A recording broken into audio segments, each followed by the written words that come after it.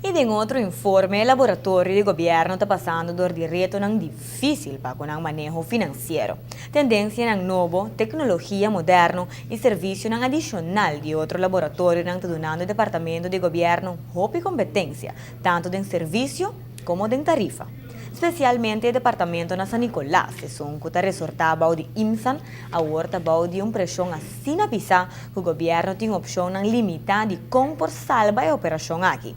Dificilmente por manter o departamento completo, pior que o sucursal na San Nicolás. De facto, o governo está evaluando para privatizar o Interlands Laboratorium por de basta tempo acaba. Landslaboratorium tem anos que de situação eigenlijk, omdat we nog que não está fungi, mas não conosco, vooral financeiramente, é posto grande para o governo de gasto, e funciona muito importante, e antes, a Rubata de Chiquitos, historicamente, é o único laboratório. Então, o governo tem a responsabilidade para garantir que nós temos laboratório para o médico não possa trabalhar, entre outros. O mundo está cambia. Há tem laboratório particular, etc, etc. Então, é necessidade moral para ter landslaboratório, eigenlijk não tem mais, mas algo que nós temos muito trabalhador no landslaboratório, segundo mais que 70, há plano para privatizar o landslaboratório, mas o plano está muito caro. E mirando a situação financeira de Aruba aqui, eigenlijk não está halbar. De outra banda, é que está evaluando seriamente para stop cooperação de Landslaboratorium na IMSA na San Nicolás, lo 13 que começar a chegar a um acordo com o trabalhador de dicho departamento. Claro que é fastidioso para o paciente de Parriba de Brug, que por goza de comodidade aí, pero financeiramente lo não pode carregar sem mais. O governo está fazendo vários exercícios para cortar gasto, para por queda de presupuesto mais balançado possível.